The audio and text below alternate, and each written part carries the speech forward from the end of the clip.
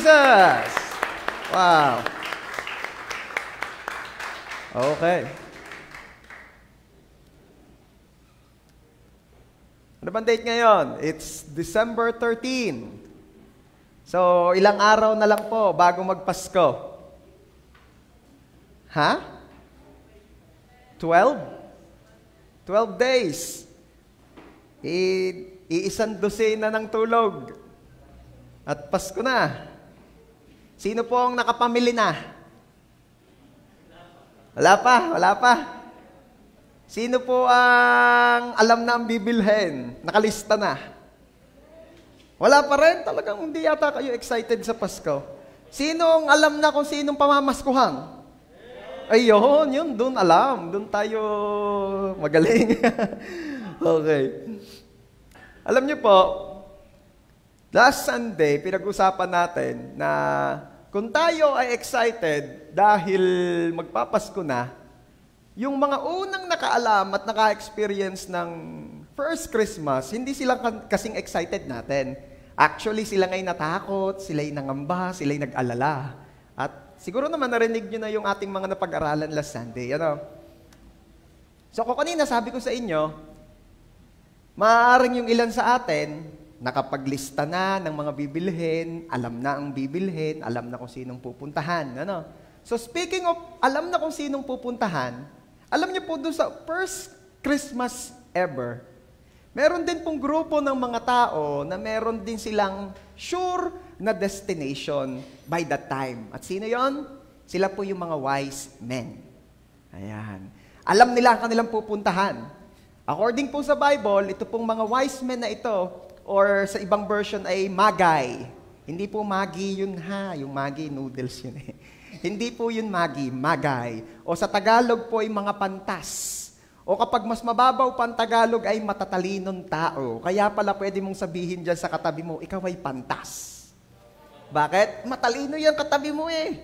Bakit ko nasabing matalino yan? Una, andito siya, inuna niya ang gawain ng Diyos. O, yung mga nasa, sige, palakpakan natin si Lord.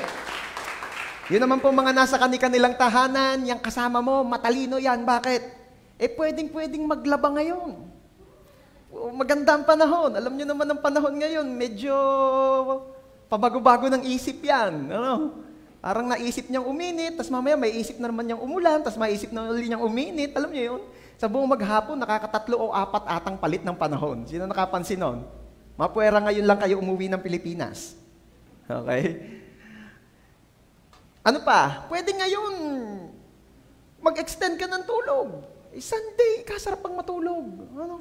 Ba't nga naman pag linggo ay napakalakas ng gravity sa kama. Ang hirap bumangon. Okay? Kaya kung ikaw ay naririto ngayon, nagjo-join ng service, or ikaw ay naririyan sa inyong tahanan at nagjo-join sa amin through live streaming, abay, ikaw ay matalino. Bakit? Pinili mo ang dapat unahin. Isang bagay na hindi makukuha sa iyo. Wow. Okay. So, balik tayo doon sa mga wise men. Meron po silang specific destination. The problem is, hindi nila alam kung saan mismo yung pupuntahan nila. Basta ang alam nila, in that place, may ipanganganak at yun ang hari ng mga hari. Kaya lamang ay saan? Halimbawa, tinawagan ko si Jerome. Jerome, pumunta ka din sa bahay at tayo kakain. Ako'y nagkatay din ng kambing. Kaldereta. Ayan. Paborito ko yun eh. Sama mo na rin si John Kenneth. Yung life group leader niya, huwag nyo nang isama. O, edi, ay naputol na. Sabi ni Jerome, sige po, pastor. Naputol na. Sabay sabi ni Jerome kay John Kenneth, saan ka na, pastor? Sabi ni John Kenneth, alam ko sa Rosario eh. Oo nga, sa Rosario. Siya sa Rosario. Eh, ang Rosario po ay 48 barangays. Ay, alam ko San Jose. Sa barangay San Jose. Tapos si pastor inassign sa San Jose. Tapos graduate si pastor ng St. Joseph Institute. Mahilig sa San Jose. Ay, saan sa barangay San Jose? Ang San Jose po'y may 4 na sitio. Sitio Biga, Sitio Mayapyap, Sitio Manggahan, at Sitio Kabugbugan o Agila. Huwag kayong pupunta doon sa Kabugbugan.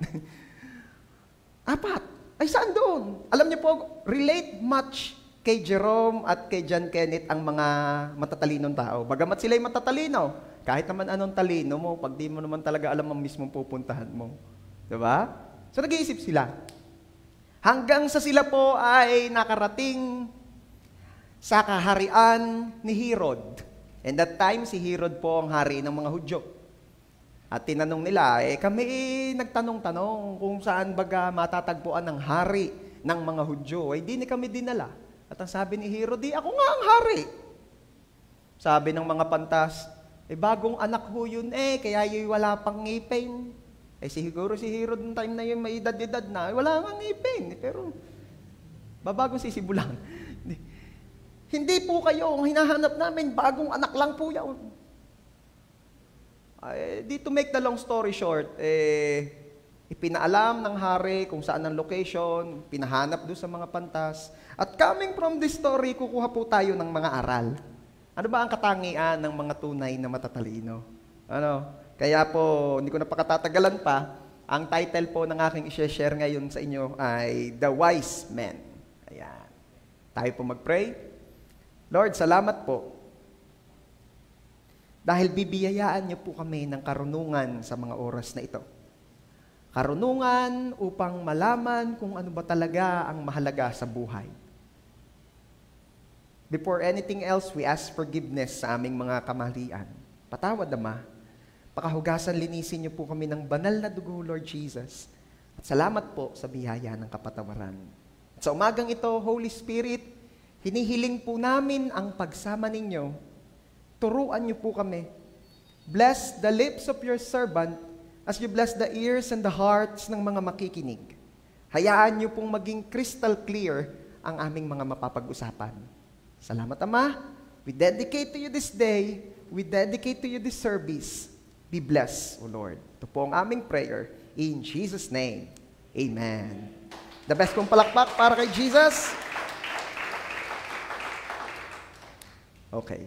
3 bagay po ang aking nakita sa storyng ito ng mga wise men na magpapakita po sa atin ng paano ba ang pagiging isang matalinong tao nga sa buhay na ito. Okay? Una po, alam ng mga wise men kung sino ang tunay na hari. Alam ng mga wise men kung sino ang tunay na hari.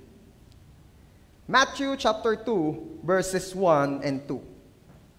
After Jesus was born in Bethlehem in Judea, during the time of King Herod, Magi from the east came to Jerusalem. Yan ang nga yung sinasabi ko sa inyo. Magi or wise men. And asked, where is the one who has been born king of the Jews? We saw his star when it rose and have come to worship him. Siguro guys, sa pagtatanong ng mga pantas na ito, kung saan matatagpuan ang hari ng mga Hudyo, may napagtanungan sila at tinuro sila kay Herod. Dahil nung panahong iyon, si Herod ang hari. At pagdating nga nila doon, nagtataka sila sapagkat ang inaasahan nila ay bagong silang. At si Herod ay grown-up man na. Tatanong sila, nasabi nila where is the one who has been born king of the Jews? Sabi ni Herod siguro, sino kang hanap niya? Yung pong hari ng mga Hudyo. At sabi naman ni Herod, ako ang hari. At sabi naman ng mga pantas, yung hari pong tunay, isipin ninyo, alam niyo bang si Herod ay, sabi ng mga historian, ay isang leader na sobrang obsessed sa power. Sobrang obsessed sa power.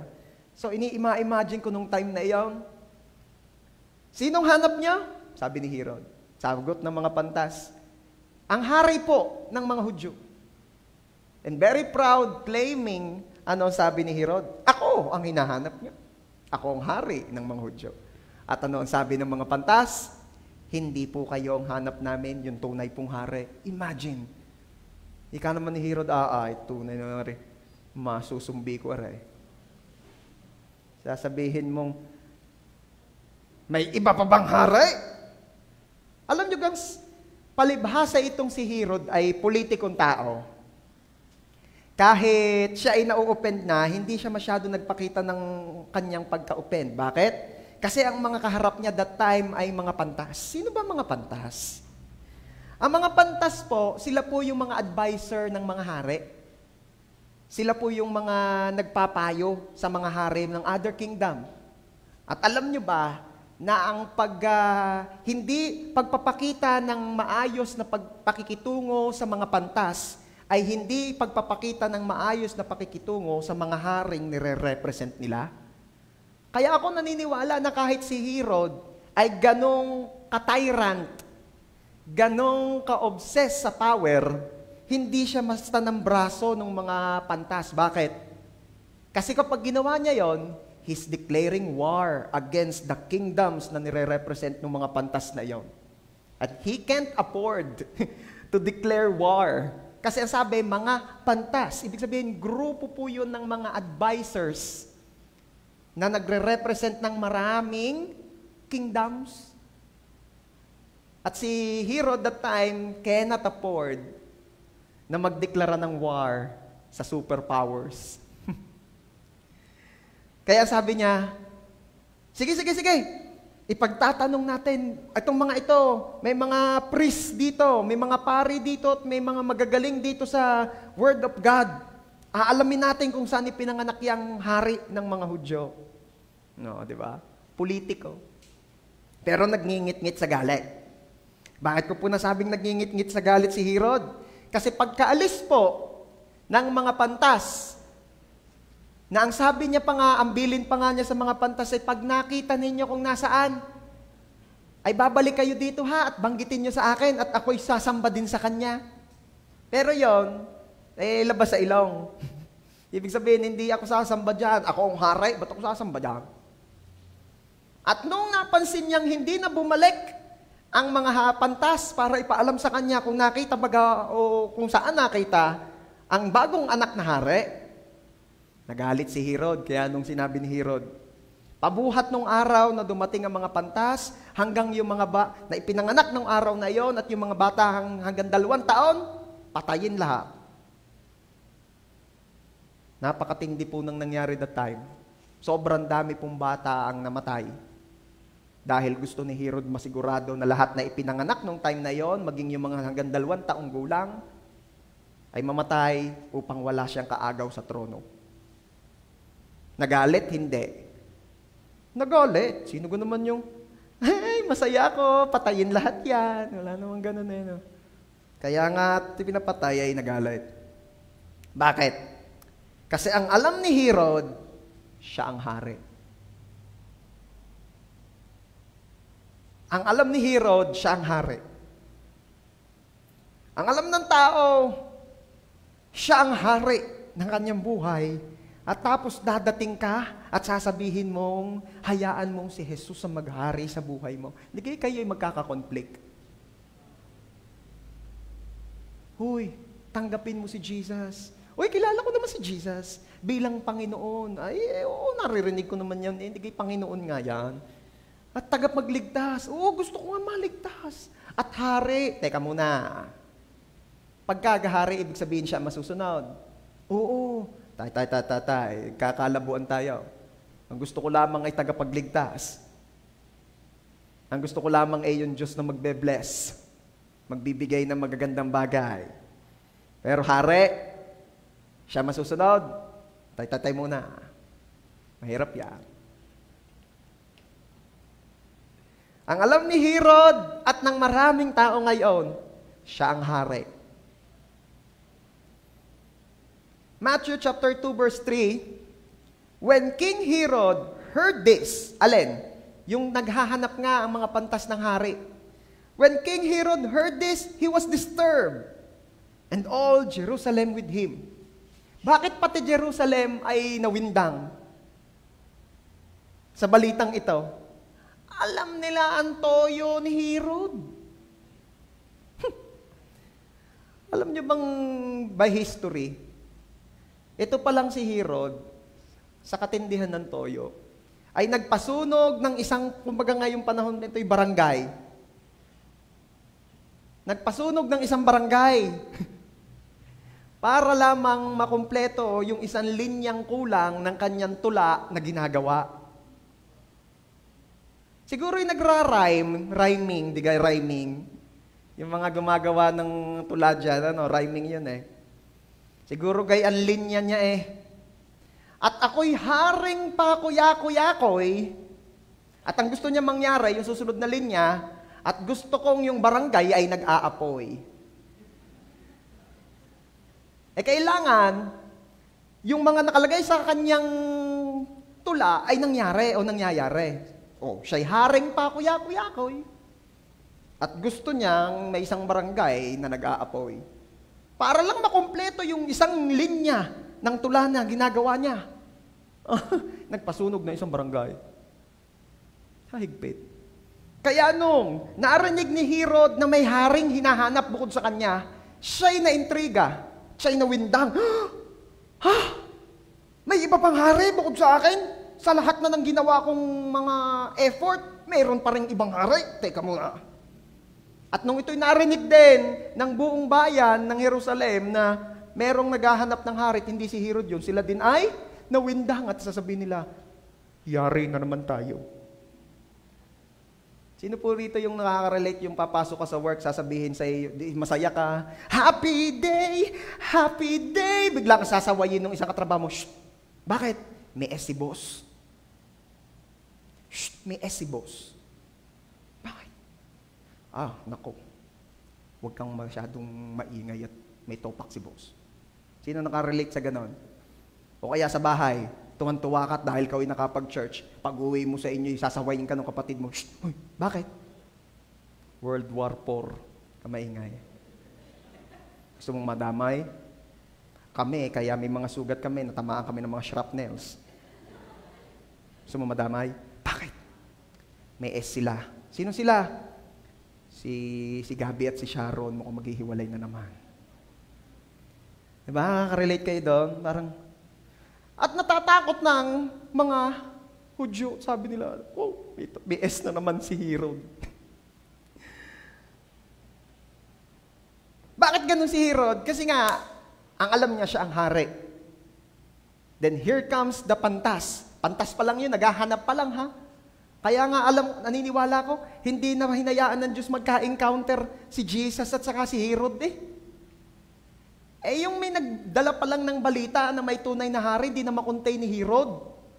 Yung pag namang mamit niya yung tunay na hari, kaya naman ni Herod, ikaw pala yung... Hello? Gusto mo makarelate dito?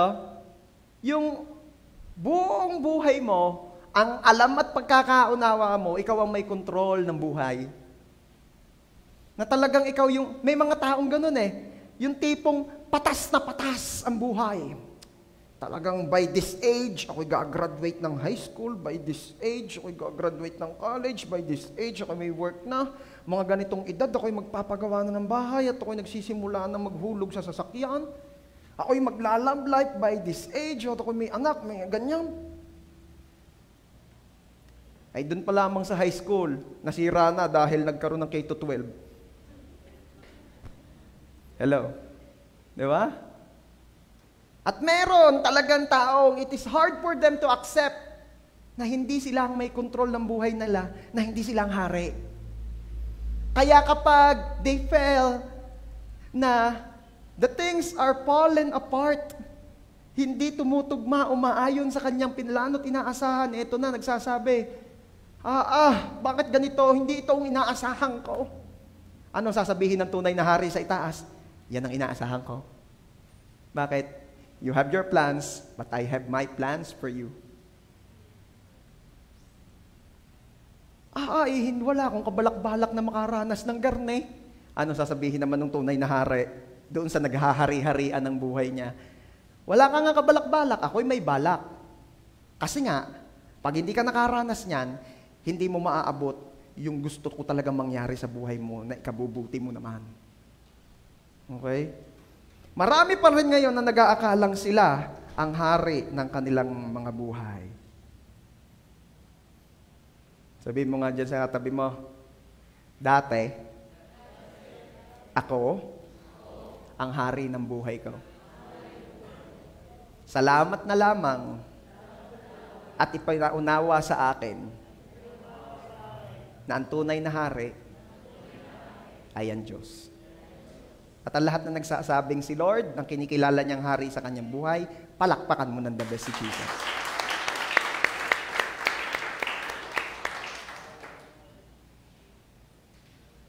Marami po, claiming to be Christians, ang nag-aakala na kapag marami na silang nalaman about God, marami na silang natutunan about the Bible, marami na silang mga pagkakamali dati patungkol sa Diyos na naitama na, akala nila yun na ang pagiging Kristiyano. Napag-aralan po natin ito kahapon sa mentoring kung yung mga naka-attend. Maraming nag-aakala na when they know more about God, they are Christians na.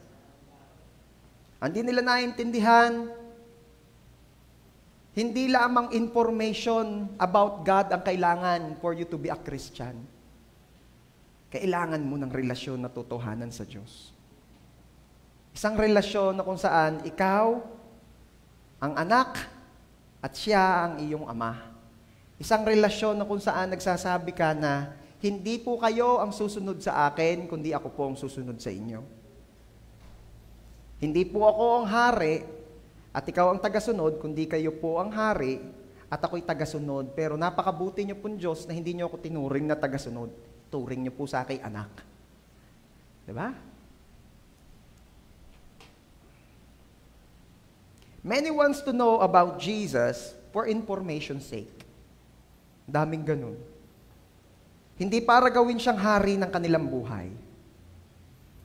Matthew chapter 2 verse 4, when he had called together all the people's chief priests and teachers of the law, he asked them where the Messiah was to be born. Alam niyo po kung bakit tinatanong ni Herod yang mga pare at yang mga expert sa mga law kung saan ipanganganak si Jesus? Tanungin niyo ako, bakit po, Pastor? Natural, sila ang may alam. Magtatanong ka naman doon sa hindi alam. Kahirap naman, no. Naalala ko nung may hinahanap kaming location. May pupuntahan po kaming farm. At nagtatanong kami kung saan ho yung location ng mismong farm na yon. Yun pala, doon sa lugar na yun, madaming mga farm din, mga poultryhan. Di nagtatanong kami sa bawat poultry boys na makita namin. Alam niyo laging sagot nila sa amin? Hindi po namin alam, hindi po ako taga rito. Oo nga naman. Di ka naman nga pagkadalasan, pagtauhan sa farm, hindi taga roon. Ay sa hirap naman nung nakapagtanong ka doon sa hindi alam. Itong si Herod, kaya nagtatanong siya sa mga priests at sa mga experts sa law of Moses kasi alam niya, nag-e-expect siya na alam ng mga ito kung saan ipanganganak ang hari. At hindi naman siya nabigo. Alam ng mga priests at ng mga teachers of the law kung saan nga baga ang lugar ng ipanganganak ang hari. Pero itong gusto ko makita nyo. Alam ng mga priests and teachers that time ang tungkol sa pagdating ni Jesus. Alam nila. Alam nila. Sabihin mo nga dyan sa katabi mo, alam nila. Pero nung napansin nyo, ito kasi napansin ko, alam nila na that time, ipanganganak ang hari, which is Jesus, alam nila kung saan, pero ito napansin ko, hanggang ngayon, naroroon lang sila sa kanila. Hindi naiingle. Kahit naman siguro Batanggenyo, sa mga nasa live streaming pong hindi Batanggenyo, ano ba yung naiingle? Kahirap ka naman nung, sino ba pwedeng mag-translate nung naiingle? Hindi sila naiingling pumunta kay Jesus kahit alam nilang ipanganganak na that time at alam nila kung saan. Bakit? Ito po ang example ng mga quote-unquote Kristiyano daw, that they know so many things about God, but they're not applying it sa kanilang mga buhay. Hello? Wala ditong ganon. Wala ditong ganon. Alam na para siya ay sumagana, sundin ang mga prinsipyo ng Diyos patungkol sa kasaganahan. Alam na. Ayaw pa rin i-apply. O, ano nangyari? Hindi nga nasagana. Gusto ko po talagang yumaman, pastor. Kaya ako po, nag-enroll po ako doon sa money-making seminar. Siya nga, anong gagawin doon? Tuturuan daw po kami paano yumaman. Siya nga. Ay, libre. Naku, yayaman na nga daw po, tas libre pa. Hindi ho, libre. Magkano? 5,000 each po ang bayad. Oo. Siya, sige, kwento mo na lang sa akin. Wala akong 5,000 Di ako makakasama sa iyo. Pag ikinuwento ko sa iyo, sisingin lang kita ng 2,500. 500 na lang. Siya, sige. Nakasundo tayo ha. Oo, 4,500 lang ang aking babayad doon pag tihiram ko lang yung 500 at sisingilin ko sa iyo. Sige. After nung seminar. Ano? Aray, ang 500, turuin na ako paano yumaman. Aray daw ang sabi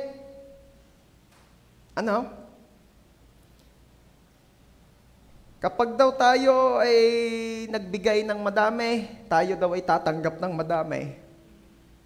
Ano pa yung tinuro daw? Narinig na natin kay pastor yan Libre si pastor, hindi naniningil si pastor. Oo nga. Ano pa yung tinuro doon? Dali, gusto ko nang yumaman. Excited na ako yumaman. Ang nagtatanim ng masagana ay umaani ng masagana. Narinig ko na rin ka, pastor Hindi naman naniningil si pastor na 5,000.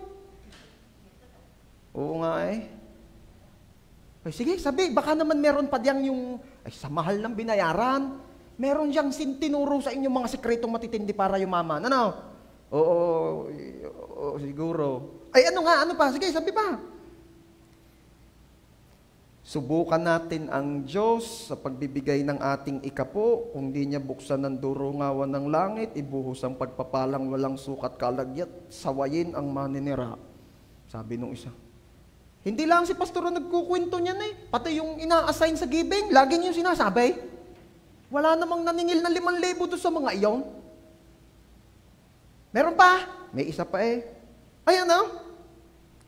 Ibigay mo ang unang bunga ng lahat ng iyong ani at ikay pasasaganahin sa buong taon. Digay yun sinabi na rin sa atin. Oo nga. Parang lugi ka ata para sa 4,500. Lugi ka rin sa 500. Bakit? Kasi maniwala kayo. Pag umattend kayo ng mga money-making seminars, ang ituturo sa inyo ay kung ano rin lang ang prinsipyo ng Bible. And they will expect from you ganong kamamahal na peace. Samantalang ang Word of God, libreng ino-offer sa atin.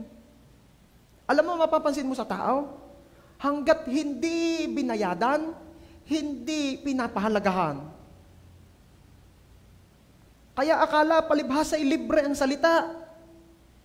Ay akala ay basta-basta na. Merong nagsabi sa akin, pastor, pwede ka po namin isama sa seminar itong life group ko. Sige, pwede naman. Kaya lang ako po ang magbabayad ng kanyang entrance fee. Sabi ko, wag. Bakit po? Ino-honor ko yung desire mo na i-bless yung iyong gustong isama. Taniman, para ikaw ay umani. Ang ayaw ko lang dyan ay yung may possibility hindi niya seryosohin ang mga pag-uusapan doon. Bakit? Hindi niya pinaghirapan. Libre. Okay? Pero pag ikaw yung nag-ipoon ng pambayad at talaga namang what I'm trying to say is this. We are so blessed na tayo po'y biniyayaan ng Diyos na malaman ang kanyang mga salita for free. Libre. At hindi po ito basta for information sake lamang. Kailangan ito i-apply. So kung babalik po tayo doon sa mga priests at sa mga teachers of the law, that time nung ipinanganak si Jesus, alam na nila eh. Pero nung napansin nyo, hindi na i-English. Mga naroroon din lang. Ay, mahal na Haring Herod, alam po namin yan. Siya nga? Oo, di yan ho sa Bethlehem may panganganak yan. Yan ho'y nakasulat na, yan ho'y na-prophesy na, long time ago. Eh, kung ako'y naroroon, ibabarahin ko yung mga yun, sasabihin ko, alam nyo na pala, ba't di pa kayo nai-English? Samantalang rin mga pantas na rin kung sa lupalo pagaling. Nakita nyo ang pagkakaiba? Nung parehong may alam, pero yung isa, alam lang, yung isa may desire i-apply ang nalaman. At sino nakatagpo sa bagong panganak na hari? Yung may desire. Gusto nyo matagpuan si Jesus? Gusto nyo maranasan ang goodness ni Jesus? Hindi pwedeng alam lang. Kailangan may desire ka na i-apply iyon sa buhay mo. Amen?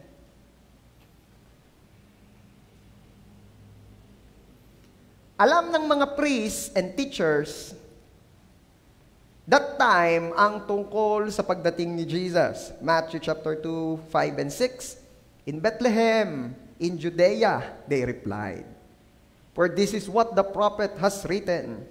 But you, Bethlehem, in the land of Judah, are by no means least among the rulers of Judah. But out of you will come a ruler who will shepherd my people Israel. Okay? Alam naman nila eh. Pangitang-pangita. Pero kahit alam nila, palibhasay mga na-inform lang pero hindi na-transform. Diba? Napapansin nyo kapag ako po minsan on my opening prayer, before ako magturo, pinagpe-pray ko, Lord, hindi lang po kami basta ma-inform today, kami po'y ma-transform. Diba? Marami kasi nga, nai-inform lang pero hindi nata-transform. They just want to know about Jesus for information's sake. Hindi para gawin siyang hari ng kanilang buhay. Maraming ganyan. Magaling about kay Jesus. Master ng Christology. All about Christ. Magaling. Alam lahat ng patungkol kay Jesus. Name it. Pero hindi inia-apply sa buhay. Again, mga hindi naiingle.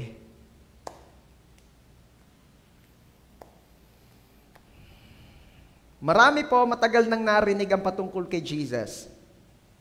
Yung iba nga actually, hindi lang basta nakarinig about kay Jesus. Talagang knowledgeable sila about Him. Pero bakit, even up to now, they are not seeking God? Bakit ganun? Ang dami na nilang nalaman, pero bakit up to now, hindi pa rin sila nag-e-effort to know God more? It's because they look at Jesus as Savior, but not as King. Ito po yung mga makatotohanan sa buhay na kailangan po nating mapag-usapan, tayo'y mapaalalahanan. That Jesus came not just as our Savior, but as King. Siya po hindi lang tagapagligtas. Ang Diyos po hindi lang tagapagligtas. Siya po'y ating hari. And between us and God, tayo po ang susunod. Hindi ang Diyos. Nakakalungkot lang po, lalo na ngayong Pasko. Ano ba ang ginawang kultura ng mundo patungkol sa Pasko? Ipinasok nila si Santa Claus. Alam niyo po kami mag-asawa, kahit sa bahay, kinausap namin si Mama at Papa, walang magpapaalam sa mga bata ng patungkol kay Santa Claus. Bakit? Hindi naman yung tunay. Pastor, napaka-KJ naman. Para namang pagkukulangin mo yung pagiging bata nila. Lahat ng bata naka-experience nun. Magsabit ng medyas, magsabit ng plastic. Yung mga bata, hindi mo na pararanasin ng ganon. Pararanasin. Pero hindi na para maggawa-gawaan pa ng Santa Claus. Sasabihin ko lamang, magsabit siya ng bag doon. At lalagyan ko yun ng mga gifts. Ibig sabihin, Pastor, kayo si Santa Claus. Hindi. Santa Pastor. Hindi po. Joke lang naman yung Santa Pastor. You don't need to do yung mga ganung bagay para lamang ma-enjoy ng bata ang Christmas. Pwede mo namang i-edit na lang. Alam niyo, ito naging epekto, nakita ko, na naging epekto sa mundo ng Santa Claus na yan. They believe, according sa personality ni Santa Claus, marami naniniwala na ang Diyos nagpapala lamang sa nice. Because Santa Claus knows who's naughty and nice. Kaya the Lord will bless only the nice. Pero ano makita mo? Kahit tayo sa sarili natin, alam nating tayo ay naughty. But the Lord bless us. Sino ditong nice lang, pero hindi naughty? Don't me. Wag ako. But we know sa ating mga sarili na though we are naughty and not that nice, God bless us. Ano pa? Na pag humingi ka kay Santa, bibigay ni Santa hinihingi mo. Kaya akala nila para rin si Lord si Santa. Na lahat ng mga gusto ay hihingit pag hindi nabigay masama ang loob sa Diyos. Hindi ka tunay. Bakit? Hindi ako nabigyan. Gayon. Yung life group ko may hinihingi rin sa akin, hindi ko napagbigyan. Ano yun? Hindi ako tunay na tao? Hindi ako tunay na pastor? Gano'n. Yan, ang mga nangyaring epekto. Huwag po natin kalilimutan na ang Diyos ay Diyos. At hindi siya genie. Yung iba kasi ang tingin yata kay Lord, genie. Kinukuskus-kuskus. Lord, gusto ko talaga siya, Lord. Hindi siya genie. Ang masakit pa nito, minsan may mga tao, sorry for the word, may mga tao ang tingin sa Diyos ay sugar daddy. Lord, bigay mo naman na sa akin.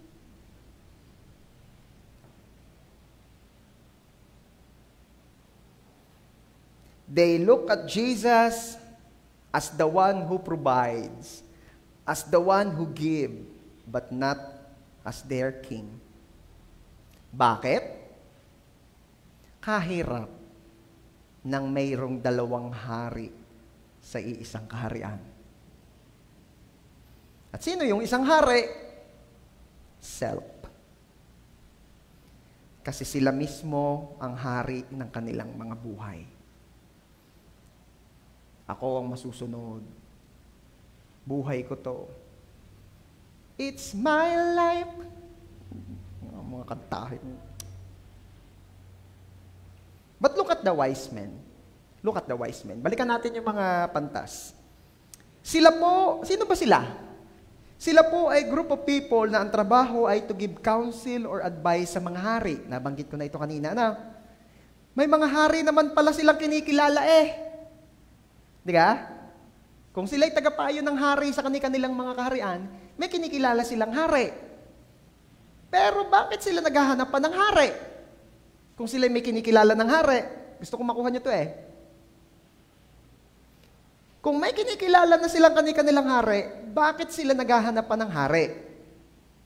Kasi alam nilang may isang tunay na hari.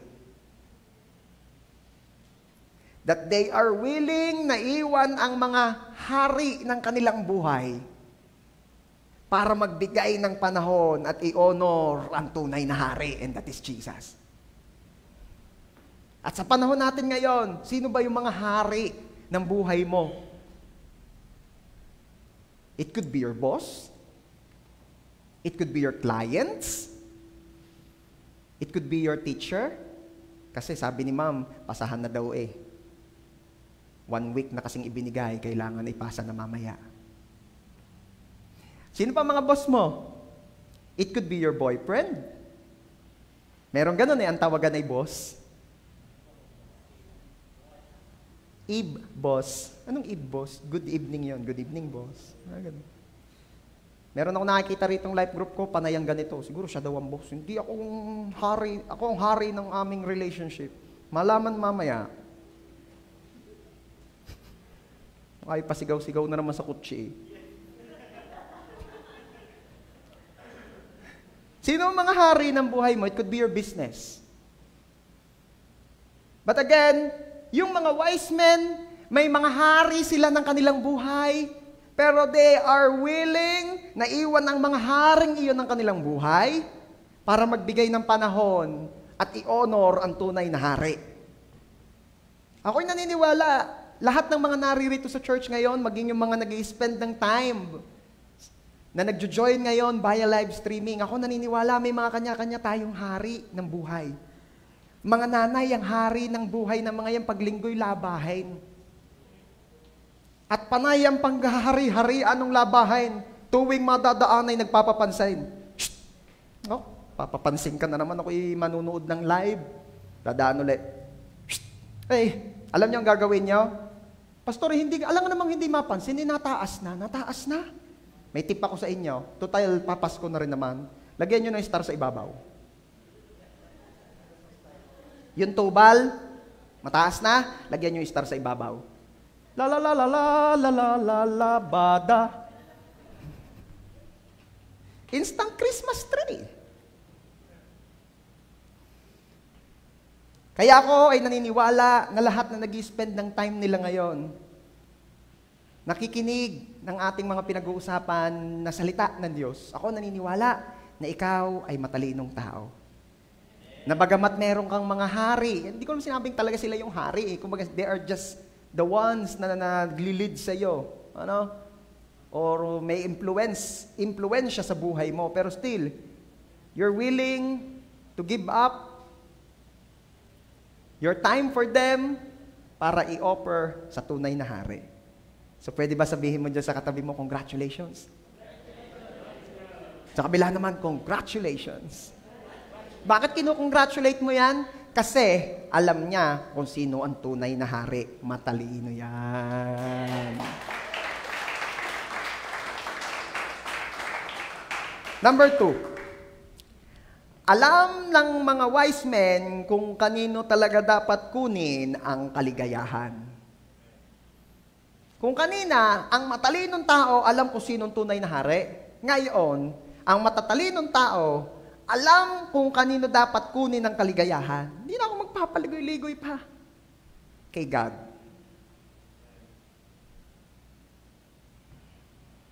Di ko makalimutan yung isa sa paboritong kantahin sa video okay nung namatay na kapatid ng lola ko. Di ko alam ang title, di ko na naitanong sa kanya, di ko rin kabisado ang lyrics. Basta dun lang siya sa part na yun ng chorus, giliiting-giliite, pag nakanta sa video okay nung nabubuhay pa. At ano yun? Sa Diyos lamang. Sino nakarinig na nung kantang yun? Naririnig ko yun pag nagiinuman sila noong. Sa Diyos lamang. Naharok pa yun Kala, siguro meron silang idea o kaisipan na pag hinihaharok na kayo ng boses ay maganda. Hindi ko na alam yung lyrics, yun lang ang naaalala ko. And every time na naaalala ko yon, hindi mawala sa isip ko na yes, I agree. Sa Diyos lamang tunay na matatagpuan ang tunay na kaligayahan. Sabi po sa Matthew chapter 2 verse 10. Matthew chapter 2 verse 10. When they saw the star, ibig sabihin ng day, yung mga pantas, yung mga wise men. When the wise men saw the star, they were overjoyed. Sila'y galak na galak. Sila'y tuwang-tuwa. Nakita nila yung star. Di ba alam naman na natin na ibig sabihin nung star sa itaas, kung nasaan yun, yung tapat noon, nandun si Jesus, yung bagong panganak na hari. Gusto ko mapansin nyo dito, dahil ito yung napansin ko. Nung nakita nila yung star, tuwang-tuwa na sila. Okay? Gusto ko makita niyo, church, star pa lang naman yun Hindi pa naman nila nakikita talaga si Jesus star pa lang. Kita niyo kung gaano katindi ang level of excitement ng mga are. Yung kumbagay parang pag ikaw i-attend ng church, a-attend ka dito. Pagdating mo doon sa kantong pababa ay galing bayan eh. Nakikita tanaw mo na yung logong doon sa layong iyon ni kagarning kalakilaang ang logo. Sabi mo, yun na church, yun na church, yun na church. Wala pa naman, pagkalayo pa. Tapos bigla mong naalalang hindi ka nga pala sakay papartaw. Hanggang bayan ka lang, di maglalakad ka pa. At habang naglalakad kay lumalaki na lumalaki yung logo. Nakikita mo yung logo dyan sa labas. Yun na.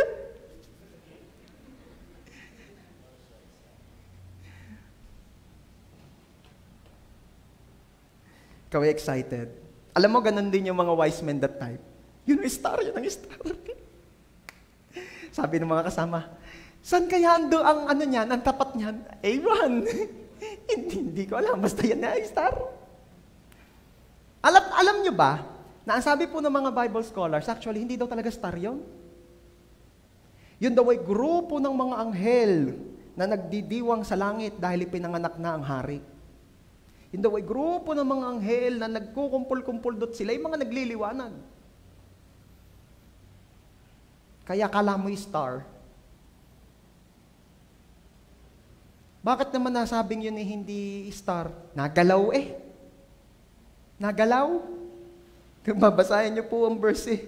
Ang sabi doon eh, nung nakita nila ang bituin, sila'y nagalak. At kung saan tumigil ang bituin, doon nila natagpuan si Jesus. Anong tumigil? Ano yung nagalaw? O di hindi yung bituin. Ano yung pastor? Ewan. Droid? Lantern? Ano yun? Oh, di yun na nga. Angels nga yun. I-guide yung mga wise men. Ulitin ko lang ha, hindi ho tatatlo yun. Marami kasi nag-aakala eh, by culture, yun ay tatlong hari. Una, hindi sila tatatlo. Sila po'y grupo. Ang tawag po dyan ay caravan. Yan ay barkadahan. At hindi po sila mga hari, sila po'y mga pantas. Saan kinuha yung idea ng tatlo? Dahil tatlo lang po yung regalong na-mention. Pero naniniwala ako na hindi lamang yun ang regalo, yun lamang yung na-highlight. Para pag pumunta ka ng mga handaan, madaming handa, ano lang ang na-highlight sa iyo itong ikinuwento mo? Yung nagustuhan mo, meron doon apritada, meron doon Shanghai, at saka meron doon tausay. Oh. Marami pang handa, marami pa yun, natandaan ko. Paano yun ang gusto mo? At malamang sa author, palibasa yun ang pinakamagagandang regalo, kaya yun na lang hinighlight niya. Ano nga yung tatlong regalo? iPad. Ano? Gold, myrrh, and anong Frankenstein?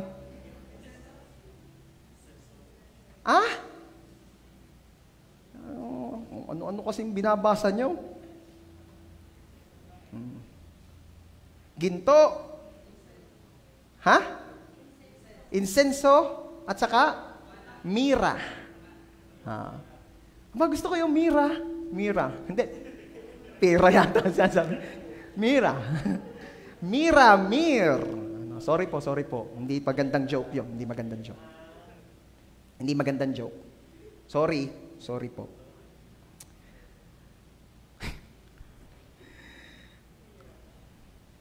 Balik tayo doon sa mga hari na tuloy eh. Balik tayo doon sa mga pantas. Hindi sila hari ha. Actually, may mga pangalan pa nga yun. Si Baltasar. Sino pa? Yun lang ang alam ko, si Baltasar, si Salazar,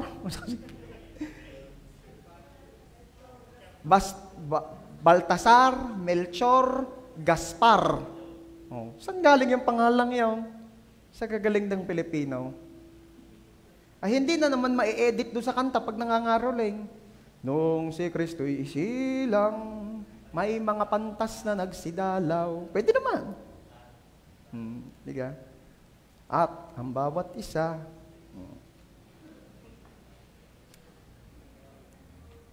Mayroon po tayong service sa Christmas, ha? December 25, may service po tayo. 9:00 pa rin. Kasi alam ko, hindi nyo kaya ng 8:00. 9:00 pa rin. May service tayo. Okay, mag-alala, hindi masyadong mahaba para makapag-spend kayo ng time sa inyong mga mga loved ones, family, ano. Pero may blessing sa mga magtsatsaga. Sabi nga ang mga mananatili hanggang wakas, maliligtas. Bakit? Secret. Basta kakanta tayo doon.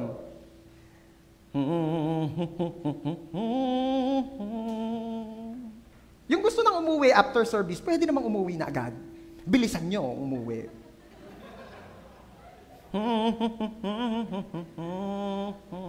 Ang bango-bango, ang lutong-lutong. Okay. Makailan ka din nun. Anyway, baka magka-idea kayo Again, no pressure. After service, yung gustong umuwi na, bilisan nyo. Para makadami kaming mga maiiwan. Nang ano, pastor? Nang blessings. Pwede ka rin naman magka-blessing sa bahay, umuwi ka na agad. Ha? Okay. Ang tunay na kaligayahan ay makikita at matatagpuan lamang sa Diyos. Ang problema, may mga taong hinahanap ang kaligayahan sa iba pang bagay. May ine-expect silang ibang bagay. Ito na lang.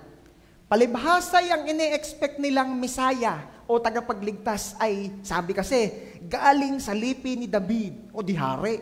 So ang ine-expect nilang tagapagligtas ay hari. Matipuno, matikas. Talagang royalty. Pagkaanak pa lamang, talagang ipanganganak yan sa magagarang lugar. Pag ipinanganak yan, ilalagay yan sa gintong lalagyan. Kaya nung ipinanganak si Jesus, sa sabsaban inilagay, hindi nila masakyan. Yan ang hari. Nasaan? Yan, natakloban na ng dayamay. Ano kang baho dito?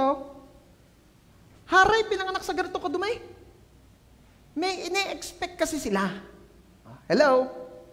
The same thing with us. Minsan kaya di natin makuha ang kagalakan sa Diyos kasi we're expecting something else. Maghahanap pa tayo ng iba. Kaya nga minsan ng Diyos kumakanta na lang saan-saan ka pa tumitingin, nandito lang naman ako. Saan-saan pa tayo lumilingon, naghahanap ng ikasisiya. Akala natin, pag ginawa natin to, sasaya tayo Akala natin, pag natikman natin to, sasaya tayo Akala natin, pag ito yung pinuntahan natin, inaniba natin, ginawa natin, sasaya tayo Hindi natin alam, Diyos lamang ang makakapagpasaya sa atin ng talagang tunay na kaligayahan. Bakit hindi makita kahit obvious na? Kasi nga, iba ang hinahanap. Ang nakikita mo ay kung ano yung hiyong hinahanap. Diba? Pastor, minsan yung hinahanap ko siya hindi ko makita Kung ano yung aking hindi hinahanap siya, nakikita ko Minsan ganyan. Pero madalas, ang iyong isi-seek after ay kung ano yung gusto mo. Kung ano ang gusto mo, yun ang hahanapin mo. Okay? Sabi po ni Ralph Waldo Emerson, ganda pangalan Hindi porket Ralph ay maganda pangalan hindi, baka sabihin nyo bias. Kasi yung Waldo, yung pag nagkaanak ka ng lalaki dyan, ang pangalan, John Waldo. Kaya pagkagalit ka na, tatawagin mo, Waldo! Ralph Waldo Emerson. Ano sabi niya? People only see what they are prepared to see. Kung saan lang sila nakahandang makita kung ano lang yung inihanda nila, ang sarili nila, ang tawag dito ay ipinrepair ang sarili nila, yun lang ang makikita nila. Yun lang ang makikita nila. Okay? Bigyan ko ng example. Meron pong magtatay, isang tatay at isang bata, na pumunta po sa bundok para mamili ng gagawin nilang, magpapasko na, Christmas tree. At binigyan po ng tatay yung anak ng privilege na siya ang pumili ng gagamitin nilang Christmas tree sa bahay. Sabi ng tatay, habang naglalakad sila, Nak, ito! Gusto mo to? Puputulin ko na. Tinignan ng bata. Ayoko po niyan, Papa. Oh, sige, pili pa tayo. Yan ang pa-Christmas ko sa iyo eh. Ay, ito. Ayoko po niyan, Papa. Ah, sige. Ito, hindi masyadong malaki, para hindi tayo mahirapan. Tinignan ng bata. Pinagmasdan-masdan. Sabi ng ama, ayun, mukhang nagustuhan na ng anak ko to. Ayoko niyan, Papa. Hanggang nakailang oras na ng paghahanap, walang magustuhan yung bata. Sabi na nung ama, nagtataka na yung ama, sabi nung ama, Nak, wala kaya tang magustuhan? Ano ko talagang gusto mong gagawing Christmas tree? Ano ka hinahanap mo? Ang Christmas tree po. O ba't wala ka nagustuhan sa dami ko na naituro sa iyo? Wala naman hong ilaw. Wala naman hong mga Christmas light yung itinuro nyo sa akin. Kahirap ka naman nung Christmas tree, walang Christmas light. Nag-expect yung bata na ang makukuha na nalala doon, may Christmas light na din. Ang pagkaunawa niya ang Christmas tree nagniningning, nailaw, kaya lahat ng pinakita sa kanya ng ama, palibhas ay puno pa lamang, hindi niya gusto. Bakit? Hindi daw pang Christmas tree yun, walang ilaw. Ang aking joke, pang matatalinong tao talaga ito. Thank you sa support, anak. Okay. Alam niyo po, the boy, yung bata sa kwento, was only prepared to see a tree as a Christmas tree if it had lights. Kung meron tong ilaw. Otherwise, it wasn't what he was looking for. Again, maraming tao po, they are looking for happiness, but they can't see God as the real, genuine source of joy kasi walang ilaw. Bakit? Ano bang gusto mong kaligayahan? Gusto ko yung may ilaw, yung tugs. Ay, patay sindi yan. Anong gusto mong kaligayahan? Kaya di nila makita si Lord kasi hindi yun ang hinahanap nila. Ilaw ba ka mo? Oh, anong sabi ni Jesus? Siya ang light of the world. Gusto ko po ang hinahanap kong kaligayahan yung magbibigay ng sarap. Si Lord ang bread of life. Bread lang, walang palaman. Gusto mo ka ng palaman? Kilmapit din.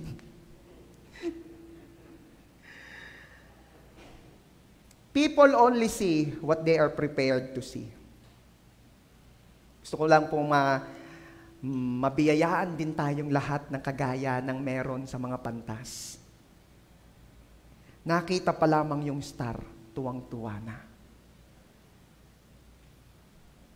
Alam nila kung saan nila kukunin ang kanilang kagalakan sa Diyos.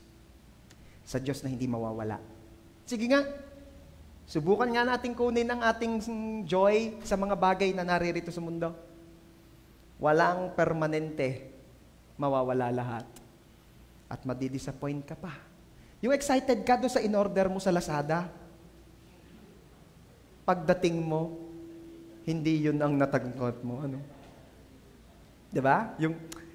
Bakit ka masaya, te? Alam mo, te, kaya ako masaya kasi umorder ako sa Lazada at parating na. Siya nga, di yun, nakaranas ka ng expectation versus reality. Sige, kuha ng kaligayahan sa mga bagay na yan. It's either yan ay mawala, masira, pumalpak, madisappoint ka. Only God can satisfy us. Sabihin mo nga, si Lord lang ang makakasatisfy sa akin. Yung mga gustong makaranas ng kaligayahan, kaya pasok ng pasok into a relationship, nakailan ka na, te? Masaya ka? Lumungkot lang lalo, pastor. I told you. Si Lord ang magpapasaya sa atin. Oo nga po, hindi na nga po ako mag-aasawa. Huwag ganon. Dalawa lang naman klase talaga ngayon ng tao. Yung mga ayaw papigil at yung mga ayaw ng sumubok. Dalawa lang yan. I pray, lalo na sa mga kabataan, na kayo nasa gitna. yung gusto din naman, pero nagpapapigil pa dahil hindi pa time. Kailan po ang time? Hindi ko alam. Ayoko nang maglatag ng maglatag. Kung gusto nyo mapag-usapan yan, pwede po kayong maglagay sa comment section ng pwede. Mabenta pa rin yun mabuti pa yun Yung joke ko kanina, pinagka-research ko walay Nakakatawa siya kasi walay. May ganong joke no? Yung hindi nakakatawa yung joke, pero yung joke kasi walay, kaya nakakatawa. Okay lang, at least na-serve pa rin yung purpose. Nakakatawa. Hindi kayo nakakatawa. Joke lang. So again, alam ng mga wise men kung kanino talaga dapat kunin ang kaligayahan. Kanino? Kay Lord. So sa lahat po na nagsasabing si Lord ang kanyang source ng joy, palakpakan mo ng the best si Jesus. Praise God! Number 3 na po tayo, and I will end up with this. Alam ng mga wise men kung ano talaga ang tunay na kayamanan. Alam ng mga wise men kung ano talaga ang tunay na kayamanan. Matthew chapter 2 verse 11, on coming to the house, they saw the child with his mother Mary, and they bowed down and worshiped him. Then they opened their treasures. Everybody say treasures. Isa pa, treasures. And presented him with gifts of gold, frankincense, and myrrh. Sabi ko sa inyo frankincense, hindi Frankenstein. Iba yun. Gusto ko muna makita ninyo doon sa verse. On coming to the house, they saw the child. Anong gusto ko makita nyo dyan? Di ba, by culture, by tradition, yung ginagawa nilang yung pag magpapaskong pan-design, nung ipinanganak si Jesus doon sa Sabsaba, nadoon na rin yung mga wise men. May dala na ring regalo, agad-agad na nagmamadali, may lakad. Pero makikita ninyo ang katotohanan, in this verse, na natagpuan po ng mga wise men, si Jesus, sa bahay na. Yes. Wala na po sa ospital nung dumalaw, sa bahay na.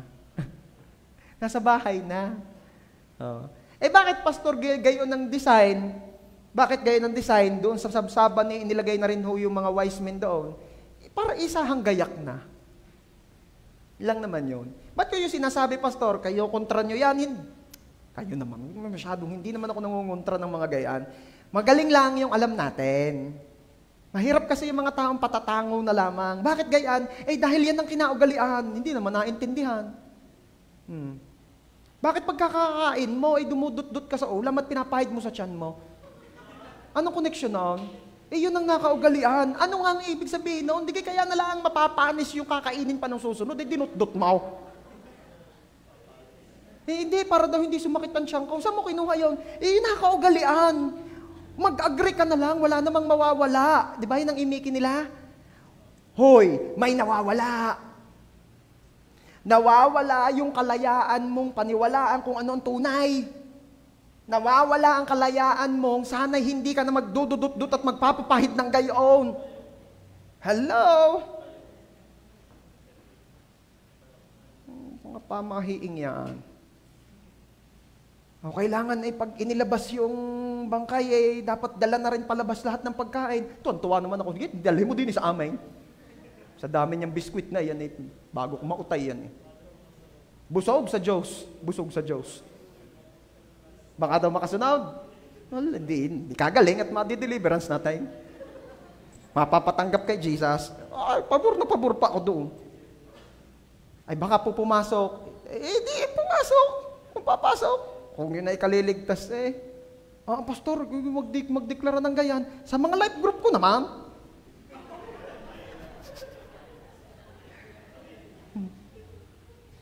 Yaan nyo, minsan sa life group natin, ako nagtatawag, pasok kayo din sa aming mga life group. Joke lang po yun. Hindi po natin ginagawa yun. Anyway, so yan, nasa na tayo? Nawala na ako On coming to the house, they saw the child with his mother Mary, and they bowed down and worshipped him. Then they opened their treasures and presented him with gifts of gold, frankincense, and myrrh. Sino po rito yung naka-experience na para lang maipakita mo yung love mo doon sa tao, kahit anong layo ng lugar niya ay dumalaw ka? Kahit anong hirap puntahan, pumunta ka. Sino nakakita na sa inyo nung yung nag-trending na picture sa Facebook na yung salamat pare sa invitation mo sa birthday mo, tapos yung daan sobrang putek? Di ba? Parang you do your best para makapunta. And for you, yung effort pa lang gift na. Di ba? Naalala ko noon, yung meron kaming ninang at ninong sa kasal na mag-celebrate ng kanilang wedding anniversary at balak nilang mag-renew ng kanilang vows. Ibig sabihin parang magpapakasal uli. Ay nagtatanong, nahingi ng suggestion kung saan daw sila magandang venue. Meron nag-suggest, sabi, El Nido, Palawan. Sabi ng mga tao, anong layaw? Sabi nung nag-suggest, magkakaalaman ko sino talaga nagmamahal sa inyo. Mga life group ko, parang awa nyo na wag naman kayong magpapakasal sa sobrang layo, ha? Para lamang magkaalaman kung mahal kayo ni pastor, mahal ko naman kayo. Mahal din ang pamasahe pag malayo. Okay. Pero tip, sa mga gusto na magpakasal, kayo magpakasal lang ngayon. Oo, habang hindi pa obligadong imbitahin ang buong barangay. Di ba? Ito yung pagkakataon nyo na. Pwede na. BJ, wag kang umingit hindi ka ako kinakausap ko. Baby ka pa. Pero matangkad na si BJ. Halos kasing tangkad ko na. Gulat nga ako Tinanong ko pa talaga BJ, ikaw ba yan? Opo. Ay, hindi ko nabusis. Malaki na rin ang busis Sanay ako ng, BJ, ikaw ba yan? Papa! Ay, malaki na rin ang boses. Hindi, natatawa kayo, kausapin nyo mamaya, kakatuwa. Basag ng utot. Okay. Totoo, ito yung panahon ng pagpapakasal na kung talagang may balak na kayong magpakasal. Hindi ka kadaling sabihin, huy, imbitahan mo naman ako dyan. Naku, pasensya ka na, limited kasi, alam mo naman, ang government. Lusot! Pastor, mahal ang baboy. Mahal nga ang baboy. Kaya kukuha kayo doon sa mga nagkasakit na para mura na lang yung makukuha. May ASF daw, mas murang baboy. Yung mga biniling biik ng tigli 5,000, makukuha mo 1,500 lang ngayon. Mas malaki na nung pagkabili. 1,500 lang sa lechonan. Ilang lechon ang gusto niya? Magpakasalan kaya? Alam ko kung saan kukuha. Murang-mura. With ASF. Tapos dideklara mo pang gayon. Hindi talaga magdadadama yung bisita mo. Ito ang panahon ng pagpapakasal. Diyan. Marami kang i-cover. Problema naman agad. I-cover lang naman, di sideline. Ako naman pag ako in-invite sa kasal, gusto ko i-package, kailangan pati yung magko-cover, dala ko. Yun. Tapos pag-uusapan na lang natin pagkatapos.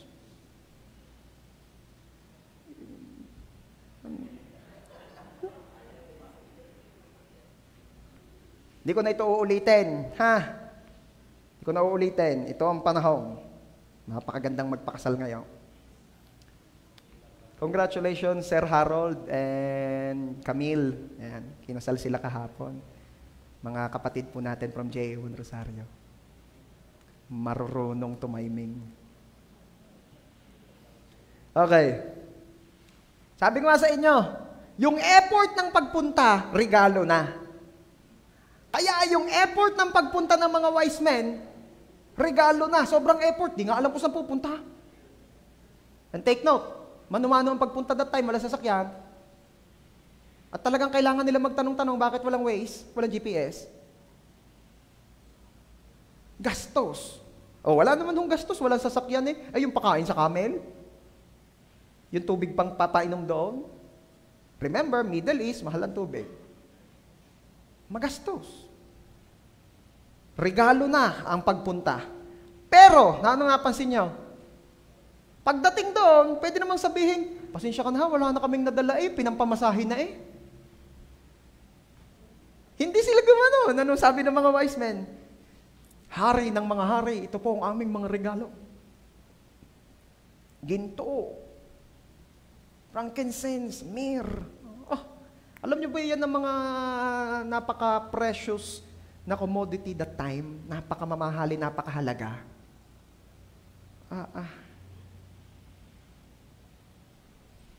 Bakit it is so easy for the wise men to give? Kasi alam nila kung sino ang tunay na kayamanan. Na ang ibinibigay nila, it is not hard for them to give it. Kasi hindi naman talaga yun ang kayamanan. At sino ang kayamanan? Yung binibigyan. Hanggat hindi natin ito nauunawaan, it will always hard for us na magbigay. Kayamanan ko ito, kayamanan ko ito, kaya hindi mo maibigay. Pero kapag nalamat na unawaan mo na ang binibigyan mo yan Diyos at siya mismo ang kayamanan mo, kahit ano pang hingin sa iyo niya ibibigay mo. Bakit? Hindi naman na rin kayamanan ko. Matthew 13:44. The kingdom of heaven is like treasure hidden in a field. When a man found it, he hid it again, and then in his joy, went and sold all he had and bought that field. Ang kaharian daw ng Diyos ay parang isang kayamanang nakatago sa isang bukid. Nang makita ito ng isang tao, ibinaon niya ulit ito. At sa kanyang tagalakan, umuwi, ipinagbili lahat ng kanyang pag-aari. At binili yung bukid na kung saan nakita niya yung kayamanan. Anong gusto ko makita niyo doon? Pag natagpuan mo at nalaman mo kung sino ang tunay na kayamanan, you are willing to give up everything para lamang makuha mo, makamtan mo yung tunay na kayamanan na yan. Pero, hanggat di mo naiintindihan na ang Diyos ang tunay na kayamanan, hindi ka pa magiging willing to give up everything. Kasi laging aakalain natin na yun ang kayamanan. Bakit po napapag-usapan ito? Dahil may warning si Jesus. Sabi po sa Luke chapter 12 verse 34, Luke chapter 12 verse 34, For where your treasure is, there your heart will be also. Sapagkat kung saan naroroon ang iyong mga kayamanan, ay naroroon din ang puso mo. Kung ano yung iyong itinuturing na pinakamahalaga sa iyo, doon mo rin ilalagak ang puso mo. Doon mo rin ilalagay ang buhay mo. So beware and be aware, Christians. Ang puso kasi natin, yan pa naman ang pinakamapanlinlang na bahagi ng katawan according to the Bible. Kaya kailangan malaman, magkalinawan na agad, nasaan ba o sino ba ang tunay mong kayamanan. Sapagkat dyan mo ibubuhos ang buhay mo. Sa pinakamahalaga sa iyo, dyan mo ilalaan ang buhay mo, ang oras mo, ang resources mo, ang lahat ng meron sa iyo. Alam niyo ba kung saan nagsimula yung verse na yon? Yung, di ba, madalas na nating naririnig yung Luke 12:34 For where your treasure is, there your heart will also be. Alam niyo ba kung saan nagsimula yan? Nagsimula po yan sa Luke chapter 12, verse 13. And actually, it is from Luke chapter 12, verse 13 to 34. Pero hindi ko na ilalagay, mahaba. Doon na lang sa simula. Basahin nga natin, 1, 2, 3, go. Someone in the crowd said to Jesus, Teacher, tell my brother to divide the inheritance with me.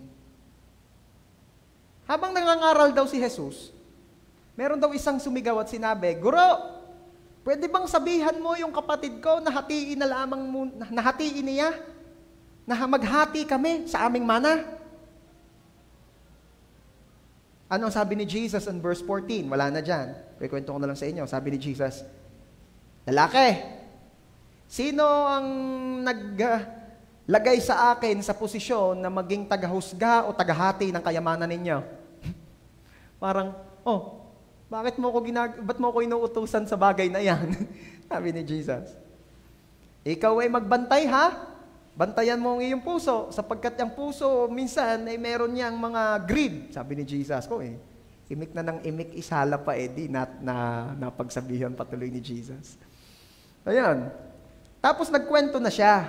Dito na po yung parable ng tao nung mayamang hangal. Di ba?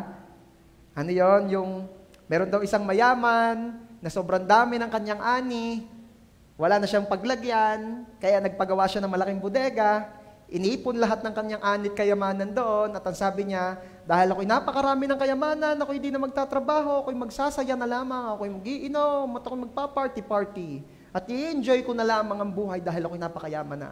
At anong sabi ng Diyos? Hangal! Dahil mamayang gabi, mamamatay ka na. Doon siya nagkwento noon. Kaya yun daw ang mangyayari doon sa mga nag-iipon ng kayamanan para sa sarili at hindi para sa Diyos. And then on verse 34, for where your treasure is, there your heart will be also. So nakita niyo na ngayon yung story kung paano nabanggit yung verse na yon. Okay. Ano gusto ko mapansin nyo?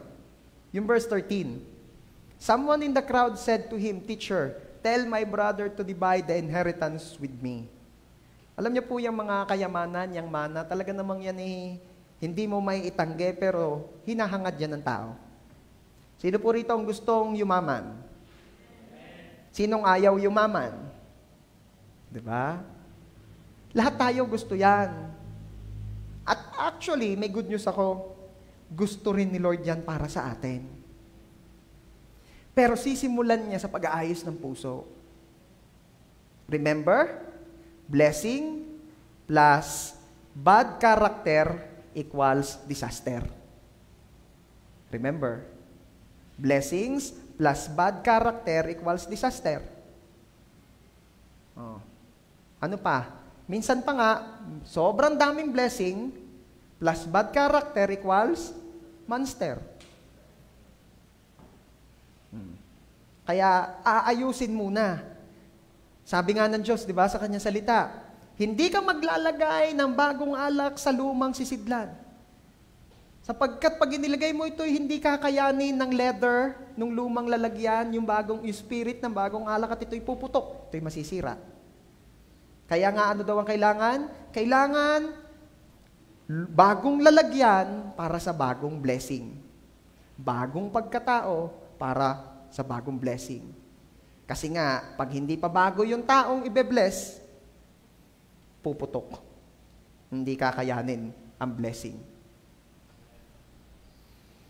Sino po ang gusto nang maka-experience ng bagong level ng blessing sa kanyang buhay? Ito ang kailangan natin gawin, church. Huwag mo muna agad hingin yung pagpapala. Ang hingin natin ay yung mabago muna yung paglalagyan. It is so easy for God to prosper you. Naniniwala ka?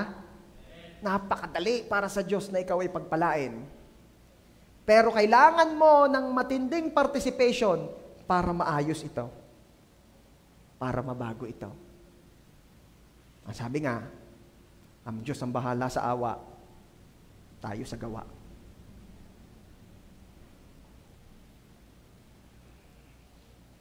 At hindi ang Diyos ang babago sa iyo.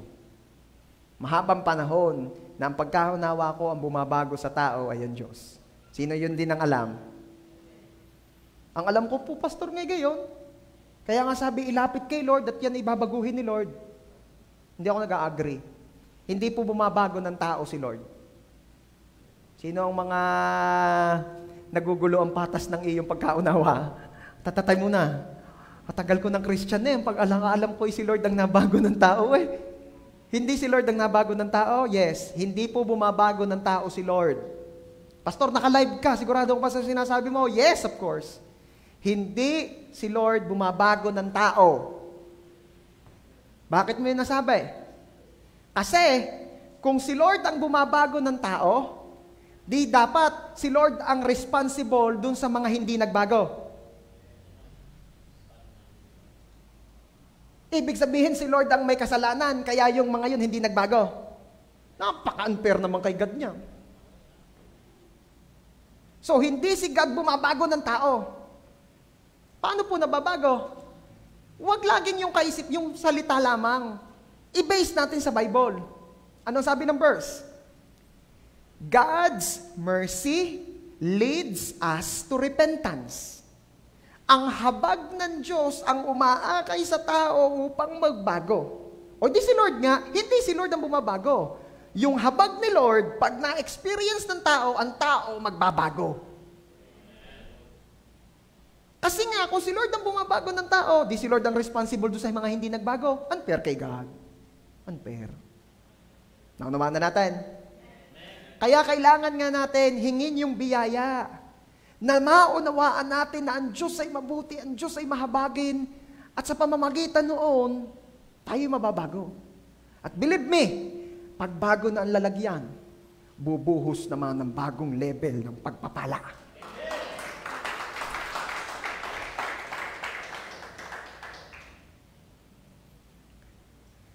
Anong connection nun, Pastor? Uunahin muna niya na ayusin ang lalagyan.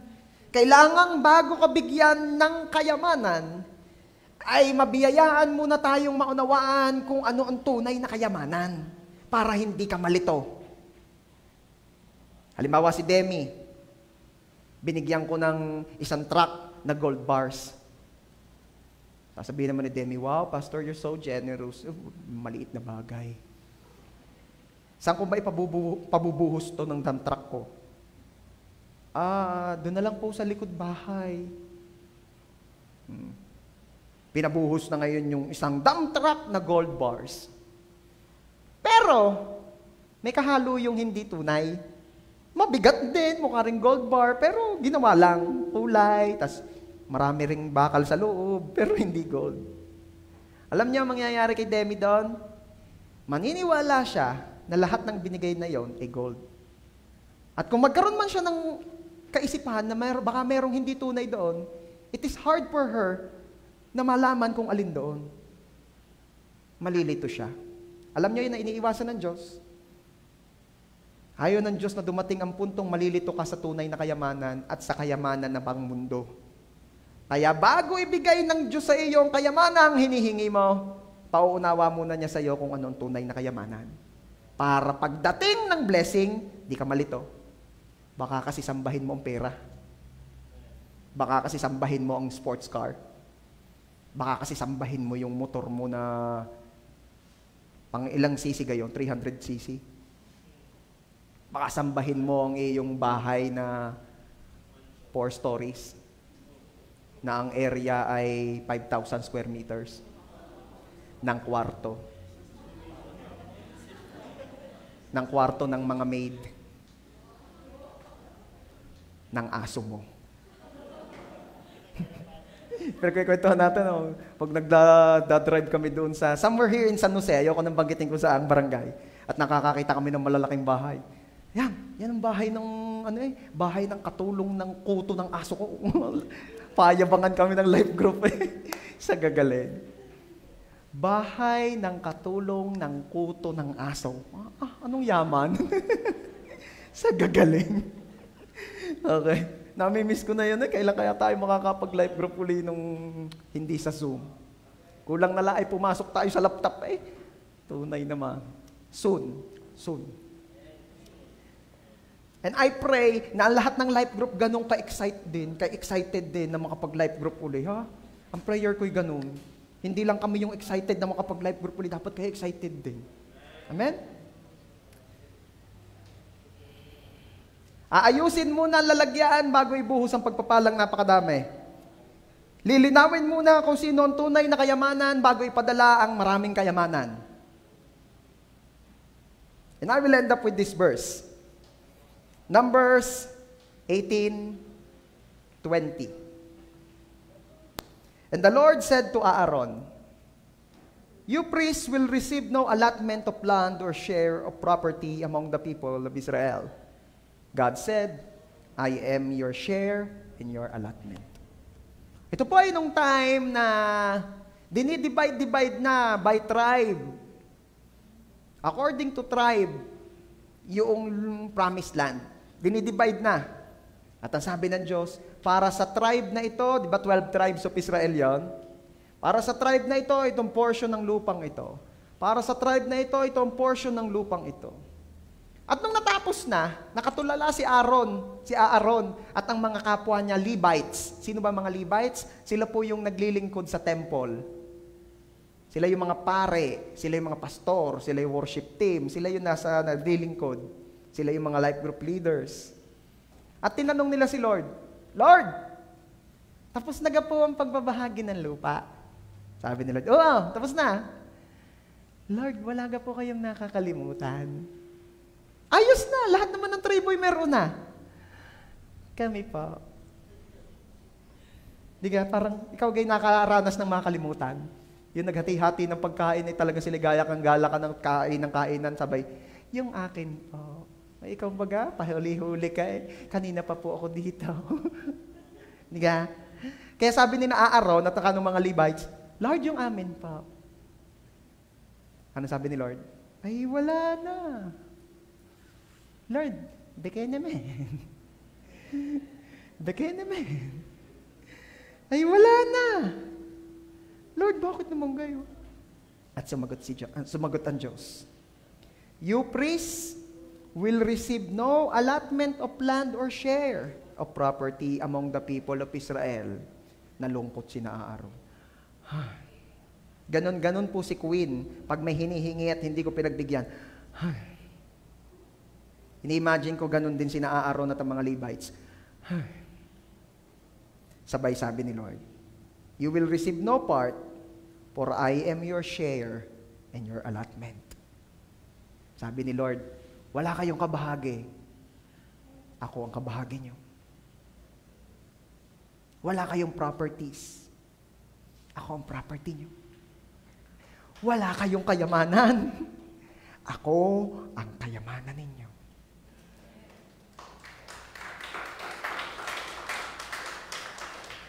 Alam niyo po, tutuloy yung story, mas masagana naman ng mga Levites. Bakit? Tuwing pupunta sa temple yung lahat ng tribes, nag-o-offering sila sa temple. At laging may portion ng offering sa temple yung mga Levites. Kaya kinalaunan, mas masagana pa sila. Pero bago ang kasaganahan, nilinaw muna ng Diyos sa kanila at inayos ang kanilang mga buhay at puso. Nilinaw ng Diyos, ako ang inyong kayamanan. Maging malinaw muna yan na ang Diyos ang tunay na kayamanan. Susunod yung kayamanang hinihiling mo sa buhay na ito. Amen? Seek first the kingdom of God and His righteousness, and all these things shall be added unto you. Amen. Palakpakan po natin ang Diyos. Pwede ba? Maaring bago ka pumunta rito, iniisip mo, anak, wag mo munang alisin. Iniisip mo, ako'y naghahanap buhay, ako'y gumagawa ng paraan para ako'y maging masaya, para ako'y maging maunlad. Ako'y gumagawa ng madaming bagay para ako'y masatisfy. At nung naunawaan mo ngayon ng mga bagay na ito, naisip mo, tapos na ang pag-i-struggle.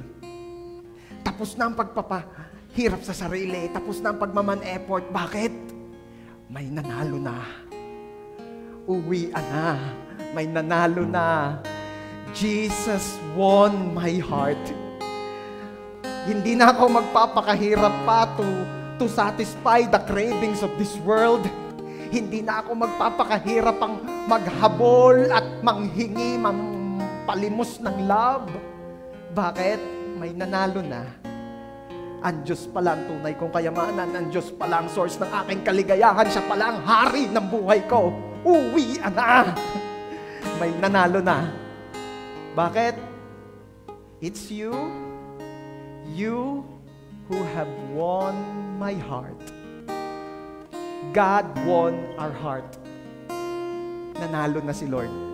Tapos na ang struggle. Tapos na ang eman effort. Siya ang hari, siya ang source of joy, siya ang kayamanan. May hinahanap ka pa ba? Wala na. So sa lahat na nagsasabi na may nanalo na ng puso niya, sa puso niya, uwian na. Pwede bang tumayo ka ngayon? Lahat ng naghahanap ng tamang direksyon sa buhay kasi nung una, iniisip mong ikaw ang nagpapatakbo ng buhay mo. At ngayon, naunawaan mo ng si Lord. Pwede bang palakpakan mo si Jesus?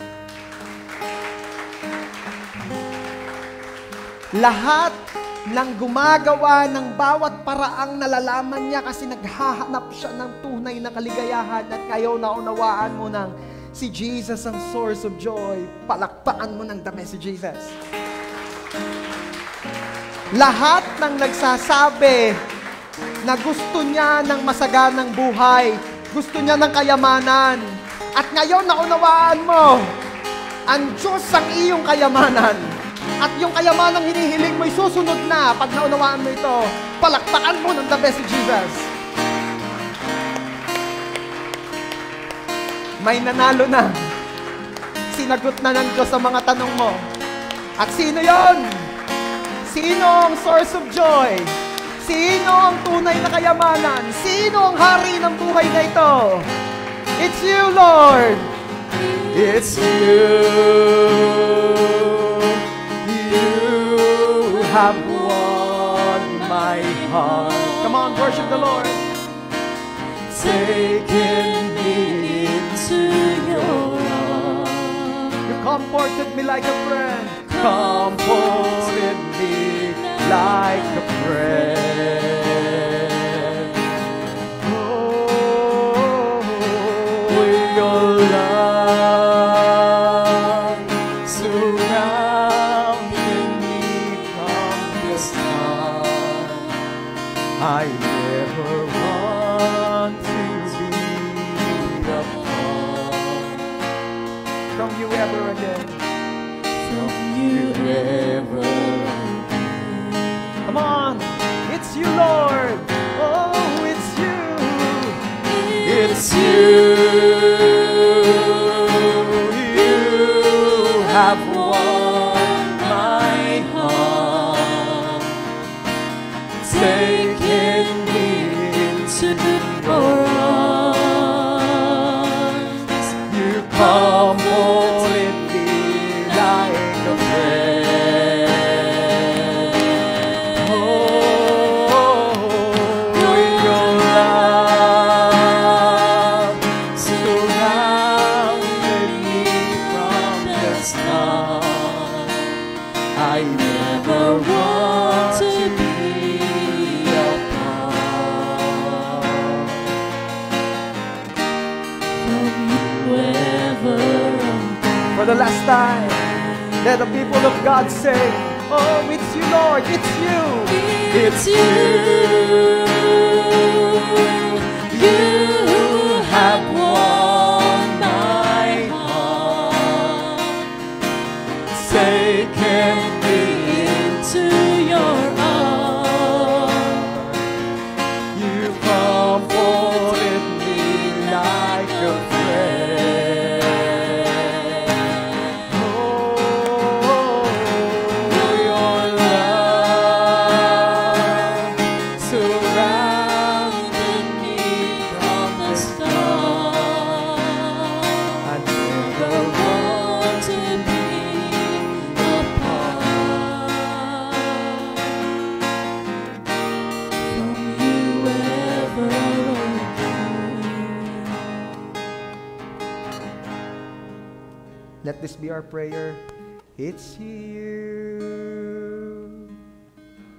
You have won my heart. Taken me into your arms. Comforted me like a friend.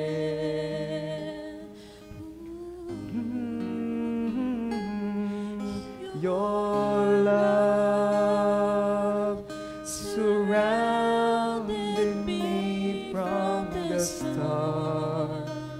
I never want to be apart from you ever again. This is our prayer. In Jesus' name, amen. Amen.